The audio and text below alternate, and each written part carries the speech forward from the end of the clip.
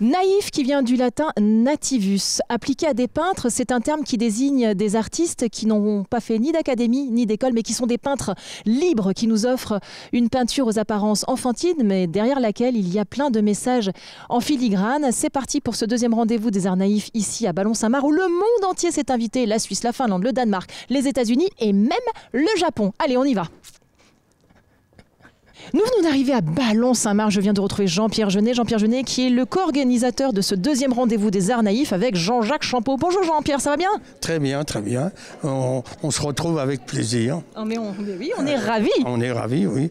Et on a 23 peintres. Merveilleux, mais il n'y a pas que des peintres. Deux sculpteurs. Et on a des nouveaux. C'est un salon international puisqu'on a une franco-américaine, on a des Suisses, finlandaises, danoises. Japonaises même. Japonaises.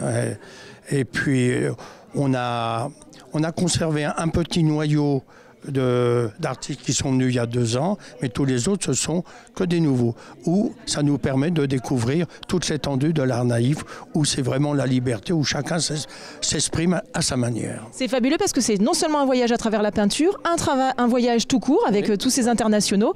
Et puis bon, évidemment, on n'est pas là par hasard puisque vous-même, vous êtes peintre. Oui. Et d'ailleurs, je crois savoir, ça c'est mon petit doigt qui me l'a dit, que vous avez une œuvre en particulier, vous avez voulu retracer un voyage, justement. Voilà. C'est-à-dire que pour l'exposition, j'ai fait une œuvre et moi je raconte beaucoup d'histoires et je suis parti sur l'histoire du cheval de guerre. Ça a été un film qui a été tourné, il y a eu un livre qui a été écrit où ça retrace tout le parcours, tout son épopée, ses aventures qu'il a pu avoir. Ah, mais c'est formidable. Et donc ce tableau est là, où ça commence... Le cheval est dans la campagne anglaise et c'est pas un cheval de labour, c'est plutôt un pur sang. Ils ont des difficultés à le dresser. C'est un jeune garçon de 14 ans qui le dresse. Et arrive la guerre, les chevaux sont réquisitionnés, il est dans l'armée anglaise.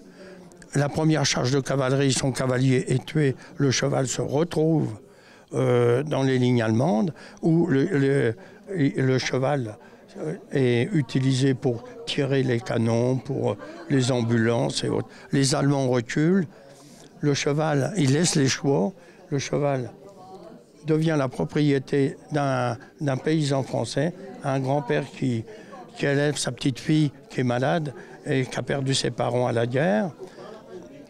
Les Allemands reviennent, récupèrent le cheval. Le cheval, à un certain moment, lors d'un bombardement, se sauve et il est pris dans des barbelés.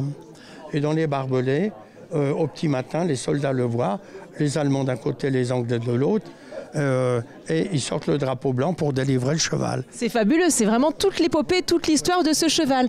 Bon, alors, on l'a dit, Jean-Pierre, c'est un rendez-vous international. Donc moi, je propose qu'on aille faire un tour du côté des États-Unis. Oui, voilà. Alors, on va rencontrer Karina qui chante, Karina qui est la plus française des Américaines. Et alors, elle a un parcours de vie, Karina, comédienne, hôtesse de l'air, mannequin et aujourd'hui peintre. Bonjour Karina. Peintre, bonjour, vous allez bien? Mais ça va super, on est ravis de vous rencontrer. Mais alors Karina, comment vous en êtes venue à faire de la peinture? Petit à petit, quand j'avais pas de rôle, parce que j'ai un accent, je pouvais pas jouer les françaises, alors je me suis mis à la peinture. C'était un défi. Ah, vous êtes une femme de challenge. Voilà, challenge. C'est une copine qui me demande de faire un tableau. J'ai dit, moi, je crois que je peux faire ça. Mais oui, quand tu avais 16 ans, je me souviens, à l'école, tu dessinais. Je dis, ah bon, je me souvenais même pas. Et du coup, vous êtes mise à l'art naïf. Pourquoi l'art naïf, Karina? Qu'est-ce que ça... J'ai pas fait exprès. Ah. Parce que je suis autodidacte, j'ai pas comme ça venait. Et du coup, on m'a mis dans les naïfs. Et finalement, cette peinture, elle est peut-être à l'image de la femme que vous êtes. Vous êtes une femme libre, vous avez expérimenté plein de choses. Vous êtes arrivée des États-Unis en France. Exactement. Et vous êtes allée dans plein d'univers. Et là, vous vous êtes dit, allez hop, j'y vais. Exactement. C'est comme ça j'ai fait la peinture. Mais c'est magnifique. Et alors, en plus, c'est un univers qui est très varié parce qu'à la fois, on a des animaux, à la fois, on a des histoires de couple, de la nature. Là c'est le Adam et Ève avec... c'est lui qui fait le travail. Et tout le monde vient, les femmes, elles viennent, ils disent « Ah, ça, c'est bien, l'homme qui fait le boulot. » Mais moi, j'ai dit non. il fait ça parce qu'il a peur. Si elle va sur les galets, elle va glisser dans l'eau, elle va se faire emporter par la mer. Et la seule femme sur la terre qu'il a, il va la perdre. Alors il fait tout le boulot, il dit tu restes là-haut avec ta pomme. C'est merveilleux parce que c'est ça en fait aussi l'art naïf, c'est non seulement on a cette apparence enfantine, mais toujours derrière il y a des messages en filigrane, très important. Mais c'est ça. Ouais. Là c'est le chat du patron, Très bien. du bistrot. Ah très bien, oui, bah, en même temps il a une bouteille. Comme il picole trop, le chat lui renverse le verre. Oui, il y a vraiment des messages à la peinture de Karina. Mais Mariage. Elle a toujours son doudou. C'est pas parce que c'est la nuit de noces. Hein. Elle dit je veux bien, mais je garde mon doudou. bon, on va continuer. Merci beaucoup Karina. Après les États-Unis, on va aller voir quelque chose. C'est la liberté, on peut s'exprimer de différentes manières. Et c'est ça le point, le bonheur dans cet art-là. Et on tombe dans l'art naïf, comme a dit Karina, un peu sans le faire exprès, mais c'est la liberté. Alors, en parlant de liberté, justement, on va voir quelque chose de tout à fait atypique et qui sort de l'ordinaire parce que là, c'est de l'art naïf. Mais alors, j'ai l'impression que c'est du tissu. Bonjour. Bonjour. Comment s'appelle-t-on, nous? Myriam Rumeau, Vous venez d'où? des Pyrénées. Ah, formidable, on aime les Pyrénées. Alors, Myriam, mais comment vous est venue cette idée déjà de l'art naïf, mais en plus avec du tissu? Eh bien, écoutez, j'avais une grand-mère brodeuse. Je couds depuis toujours. Donc, C'était pour vous une évidence. voilà, c'est une évidence, c'est logique. Je ressens pas l'aplat de la peinture. Par contre, j'adore la matière et les textiles. J'adore les fils, j'adore la couleur. Donc, voilà. Mais c'est un travail mais tellement méticuleux, il y a tellement de détails. Comment vous faites pour arriver à obtenir tous ces détails? Ça, tout est en relief d'ailleurs, c'est très très beau. Ben, tout est brodé ou bien appliqué en ayant été brodé préalablement, puis après c'est superposé. Et donc les tissus, je les teins moi-même. Et donc voilà, j'utilise des laines, j'utilise des soies d'Alger, j'utilise des cotons, des popelines de coton, de l'organdie, du taffetas, toutes les matières nobles. Mais alors Voilà. un travail comme celui-ci, par exemple, ça doit être des heures et des heures de... Celui-ci, je l'ai compté, donc j'ai comptabilisé les heures, 400 heures de travail. Voilà. Ah oui, c'est merveilleux. Écoutez, c'est très très beau, c'est très onirique. Bravo, c'est un très très beau travail. Écoutez, je vous remercie, ça me fait plaisir. Super, on continue notre petit tour. Au revoir. Jean-Pierre l'a dit, le propre de cet événement, c'est aussi qu'il se renouvelle. Et en parlant de nouveauté, j'ai une petite nouvelle et qui en plus a une technique toute nouvelle. Bonjour Stéphanie, ça va bien? Bonjour, ça va très bien. Alors vous nous venez d'où Stéphanie? Je viens de Montbrison dans la Loire, dans la plaine du Forêt.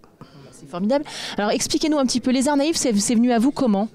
Après une fracture du coude en fait, où je ne pouvais plus dessiner sur mes techniques habituelles et le geste s'est installé comme ça avec la fracture. C'est le seul geste que j'arrivais à faire. Et travaillant avec des personnes handicapées dans mon autre pratique, je me suis dit qu'il n'y avait pas de raison, que j'allais pouvoir passer par-dessus cette difficulté. C'est comme ça que la technique est née. Ah, très bien. Et alors, bon, ce qui est assez étonnant dans votre travail, qui est assez fascinant, c'est qu'on a l'impression que c'est du velours, que c'est de la matière. C'est l'effet du point, c'est cet effet de technique qui est tout en pointillé comme ça, qui va donner le volume, qui va donner la lumière et qui va donner cette impression de textile.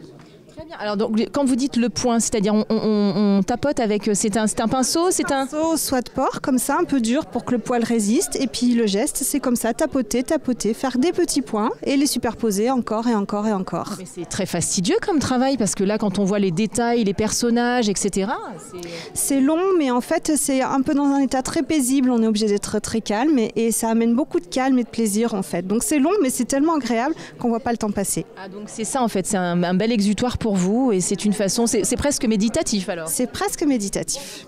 Mais c'est fascinant. Donc si on veut avoir une œuvre de Stéphanie, on va où? On va à Montbrison, où on m'appelle. Très bien, écoutez, merci beaucoup Stéphanie. Avec joie. Jean-Pierre nous a parlé des sculpteurs, il y en a deux aujourd'hui, donc je suis avec Jean-Paul Ratier. Bonjour Jean-Paul, ça va bien? Bonjour, ça va très bien. Oui. Alors Jean-Paul, qui êtes-vous Jean-Paul? Eh bien écoutez, un sculpteur assez récent, puisque ça fait 8 ans maintenant que je fais des sculptures, un peu poussé par mon épouse qui est elle-même peintre naïve. Et comme j'avais une bonne connaissance des matériaux, puisque je suis un ancien enseignant de technologie, je me suis mis à faire des sculptures. Après des recherches de sculptures en bois, en métal, etc., je suis arrivé à une technique que j'appelle le plâtre armé, puisqu'en fait, sur une armature métallique qui représente toujours un animal, je travaille avec du plâtre que je modèle et puis je termine avec un enduit. Et je sollicite ensuite mon épouse pour faire un décor dessus pour donner plus d'éclat. C'est un travail de concert. Voilà, c'est un travail à 4 mains. Alors justement, parce que là par exemple je vois le flamant rose, donc on voit bien que ces pattes sont en métal pour le coup. Et je pensais que c'était du bois, c'est du plâtre. C'est du plâtre, exactement. C'est-à-dire que l'intérieur est métallique, enfin une structure métallique soudée, qui est ensuite grillagée. Donc vous faites tout vous-même? Et je fais tout moi-même, tout. Même quelquefois, il m'est arrivé de faire une sculpture que j'ai appelée chamotard. Donc c'est un chameau qui était sur une moto. Et la moto, j'ai réalisée aussi en métal entièrement. Ah oui, donc vous faites presque un travail de ferronnier d'art, vous? Pratiquement, oui. Enfin, beaucoup plus de plâtre quand même que de métal, mais les deux, j'allie les deux. Et donc le principe de mes sculptures, c'est de créer des animaux hybrides un petit peu. C'est-à-dire que j'utilise soit deux animaux pour les mélanger. J'avais fait comme ça un crococcinelle par exemple. Vous imaginez un crocodile mélangé avec une coccinelle. Mais là, ce qui est génial, c'est que je vois un poisson volant, donc c'est pour l'expression. Voilà, c'est le principe. Soit j'utilise des mots valises, ou alors des expressions, comme le poisson volant, ou des choses comme la chanson que les anciennes générations connaissent. Viens Poupoule m'a inspiré cette sculpture, donc où le coq. Viens Poupoule, viens voilà, Poupoule, viens. Exactement. Donc voilà. Et puis j'utilise, alors je travaille beaucoup sur des séries d'animaux. Alors le chat, le rat, etc. C'est la geisha par exemple ici. Donc je détourne un chat en geisha, sachant que dans le nom de la sculpture, il y a toujours le nom de l'animal. C'est d'ailleurs le nom de la sculpture qui est le point de départ. C'est-à-dire que je ne fais pas une sculpture et vous lui donnez un nom. C'est l'inverse. C'est-à-dire que je trouve le nom. Et puis après, à partir du nom, j'imagine la sculpture, dans ses formes, en utilisant quelquefois quelques apports, comme l'ombrelle par exemple pour la geisha. Mais c'est le nom qui sert de départ, qui est le point de départ de la sculpture. Eh bien dis donc, vous avez une imagination sacrément fertile, en tout cas bravo, parce que votre travail est merveilleux, puis bravo à madame pour la déco. Parce que... J'associe toujours à mon travail, puisque c'est elle qui sublime en fait vos pièces avec sa peinture. Et comment s'appelle-t-elle? Ghislaine. Ah voilà. Mais bravo et merci beaucoup. D'où le JPG, Jean-Paul et Ghislaine en fait. Voilà. Très bien, c'est bien. On a parlé de Jean-Jacques tout à l'heure. Jean-Jacques, il y a quand même une petite chose à relever, c'est que il y a essentiellement des femmes dans cette exposition. Oui, on a invité la majorité des artistes en féminine. Donc, mais la parité avec deux hommes n'est pas... sur 23 artistes, non. Oui, mais c'est pas grave, au contraire. La gente féminine, on a voulu qu'elle soit représentée dans ce salon.